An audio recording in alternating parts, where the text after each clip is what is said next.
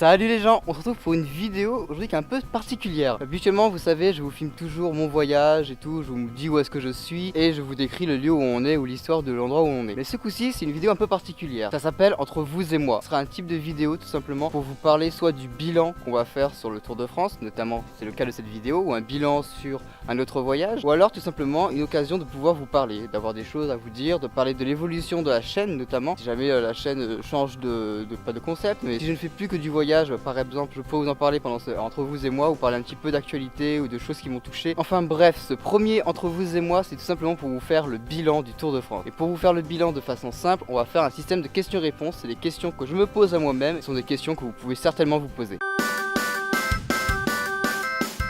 En vrai, j'ai visité la France en premier parce que pour se sentir dépaysé et pouvoir comparer, il fallait absolument que je visite mon pays. Il fallait absolument que j'ai un élément de comparaison. Il n'y a que comme ça en fait qu'on peut vraiment se sentir réellement dépaysé au final. Et sentir de nouvelles cultures, de nouvelles architectures, une histoire qui est vraiment différente de mon pays. C'est que comme ça que je pouvais me sentir dépaysé. De plus, on a un pays qui est vraiment très beau. La France est l'un des pays les plus visités au monde, c'est pas pour rien. Et je trouvais que justement au niveau des partages de vidéos, que ce soit sur YouTube ou d'autres plateformes, on visite pas assez notre propre pays. On est très intrigué en visitant l'étranger, mais en fait notre propre pays est déjà super beau et il vaut vraiment le coup d'œil. Ce qui m'a vraiment marqué, je pense, il y a notamment la dune du Pilat. C'est vraiment très impressionnant de voir cette énorme tas de sable, montagne de sable à cet endroit. En fait, il y a qu'ici qu'il y a qu'une énorme dune comme ça. C'est tellement haut que ça dépasse les forêts. Une forêt qui est assez haute en soi, quoi. Et pourtant, ça dépasse carrément la cime des arbres et largement. C'est vraiment très impressionnant. Et le vent aussi. Le vent qu'il y a au-dessus de la dune. On comprend pourquoi il y a une dune ici, quoi. On comprend que le vent, justement, amasse le sable et que ça forme justement cette dune géante. Ça m'a vraiment marqué. C'était vraiment très beau. Et je comprends que ce soit largement visité. Après, il y a d'autres choses qui m'ont marqué, notamment le beffroi. C'est vraiment marquant du nord de la France. Et le beffroi de Lille, notamment, je me suis dit ah ok d'accord c'est ça, et c'est super beau et ça m'a marqué parce que c'est la première fois que je voyais un beffroi et pourtant on a entendu tellement parler, que ce soit dans les films notamment Bienvenue chez les Ch'tis ou autre. Ça m'a fait plaisir tout simplement de voir le beffroi de Lille. Après il y a d'autres petites choses qui m'ont marqué, enfin, de petites choses, c'est pas vraiment les petites choses mais ça m'a marqué, c'est genre la Bretagne par exemple. Je vous l'ai dit, c'est la première fois que j'allais en Bretagne, j'étais très content d'y être, de visiter Brest, de visiter un petit village. Je sais plus si je vous l'ai mis dans les rushs, je sais même plus si j'avais filmé d'ailleurs, je sais même plus du nom du village. Greg du montage vous le marquera, c'est juste un tout petit village qui est super beau. Et ouais, ça m'a marqué d'être en Bretagne. Et pour finir, il y a aussi la Côte d'Azur qui m'a énormément marqué, évidemment. On y est resté assez longtemps, on a vraiment pas mal chillé sur la Côte d'Azur. La Côte d'Azur, c'est un endroit que je connais, j'y suis déjà allé plusieurs fois. Je me souviens, une semaine avec un pote, on a fait toute la Côte d'Azur, toutes les grandes villes. Et c'est un souvenir juste mémorable avec mon pote. Et c'est aussi la Côte d'Azur, c'est vraiment très beau. Et du coup, ouais, ça m'a pas pour autant beaucoup marqué pendant ce voyage. Mais lors du premier voyage avec mon pote, ouais, ça m'avait vraiment marqué à quel point c'était vraiment très beau. Et même en y retournant, c'est toujours aussi beau et j'adore y retourner d'ailleurs. Ouais, il y a pas mal d'autres endroits en France que j'aurais aimé visiter. Malheureusement, on a passé 37 jours, c'est ce qui est déjà assez long. Et pourtant, il y a plein d'autres endroits que je n'ai pas visités. J'aurais aimé un peu plus m'éterniser dans les Alpes. On a une énorme chaîne de montagnes en France. Enfin, on a plusieurs, mais les Alpes est vraiment marquante. Et j'y suis pas resté très longtemps au final. On a fait les gorges du Verdon et puis je crois que c'est tout. Après, on a fait que des grandes villes et des petites chaînes de montagnes. Mais les Alpes, j'aurais aimé m'éterniser. Après, il y a d'autres endroits en France que j'aurais aimé visiter, notamment la Corse. Malheureusement, bon, le billet d'avion. Oui, d'avion, mais moi je pense que j'irai plutôt en bateau pour prendre ma voiture. Ça coûte quand même assez cher et malheureusement j'ai pas un budget illimité, vous imaginez bien. Du coup la Corse, ouais, j'aimerais bien le visiter. J'ai eu la chance de le visiter étant plus jeune avec mes parents et j'adorerais y retourner tout seul, pouvoir me déplacer comme je veux, comme pour mes voyages. C'est pour ça que je me déplace tout seul, je voyage seul, c'est que je peux aller où je veux, quand je veux. Et ça c'est vraiment très important pour moi d'avoir cette liberté de me déplacer, de rester à un endroit si j'ai envie d'y rester. Et donc ouais, la Corse, le refaire en solo, j'aurais adoré. Il y a notamment les dom-toms, bon là c'est encore beaucoup plus cher parce que des dom-toms on en a quand même pas mal en France, mais j'aimerais vraiment les visiter. Ouais, ça me plairait énormément de visiter les autres choses que la métropole finalement. Faut savoir que par la suite dans la chaîne, vous n'aurez pas que des voyages d'une trentaine de jours ou trucs comme ça. Ce qui va venir prochainement, ça sera un autre voyage, vous l'aurez d'ailleurs la vidéo dans 3 jours, mais il y aura d'autres types de vidéos où ça sera juste une journée à tel endroit, trucs comme ça. Bref, je ne vous spoil pas davantage, mais ces autres types de vidéos vont me permettre d'aller à d'autres endroits où j'ai envie d'aller sans partir pour autant une dizaine de jours, une quinzaine de jours. Juste partir une journée, je pourrais le faire. Je fais ça sur la chaîne parce que je veux avoir la possibilité de faire ce que je veux en restant axé sur le voyage tout le temps. Ça reste cohérent dans le voyage et dans la chaîne YouTube.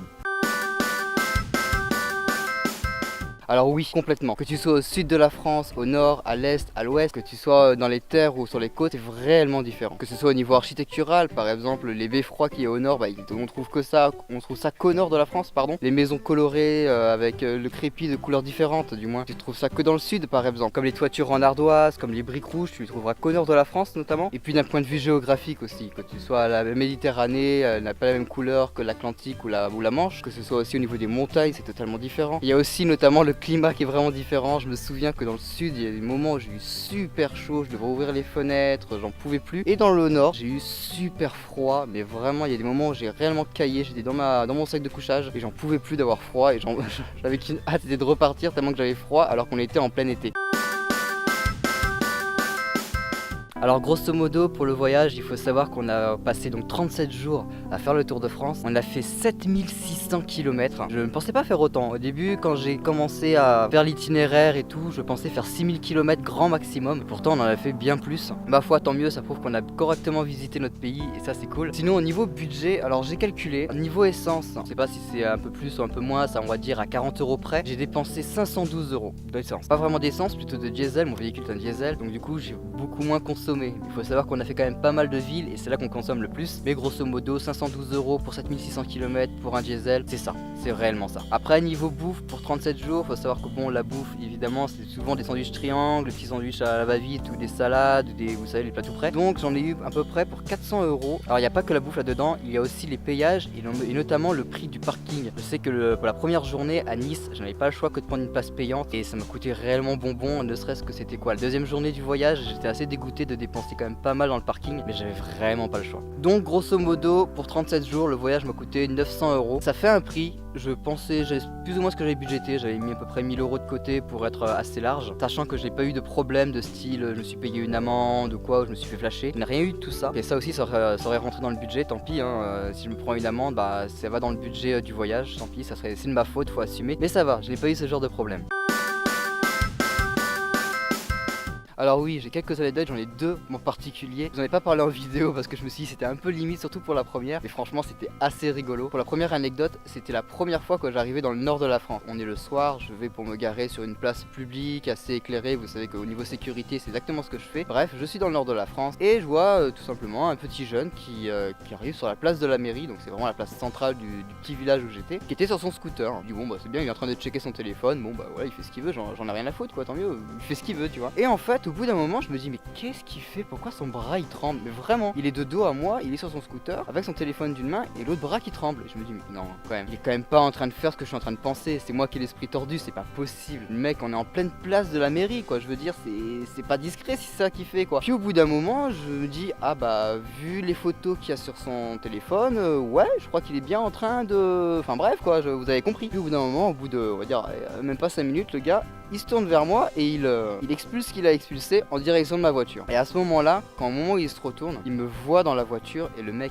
était archi gêné. Il s'est vite refroqué, il a pris son scooter et il s'est barré. Genre, imaginez ne serait-ce qu'un instant, si j'étais quelqu'un qui s'amusait à juger les gens à partir du premier regard, imaginez l'image que j'aurais eu des gens du Nord si je les aurais jugés à partir de ce type. Sérieusement quoi. D'où le mec fait ça quoi, en pleine place publique. Enfin, s'il fait ça, il le fait, j'en ai rien à foutre, il fait ça en privé, je veux dire. On fait pas ça en pleine place de la mairie, s'il te plaît. C'est pas possible. Enfin bref, sur le coup, ça m'a vraiment fait marrer, surtout qu'au moment où il s'est fait griller, où il a vu que j'étais dans la voiture. Deuxième anecdote, et ça, tous les voyageurs ont vraiment peur de ça, surtout si vous voyagez en voiture, c'est d'avoir la peur de la panne d'essence. Et en fait, j'ai failli tomber en panne d'essence réellement, parce que j'ai fait 2-3 stations essence. Vous savez comment à peu près, je suis pas quelqu'un qui prend les risques au niveau de l'essence, quoi. Au bout d'un moment où quand j'ai un quart, il me reste plus qu'un quart d'essence, j'ai commencé à chercher une station essence. Et je fais 2-3 stations essence.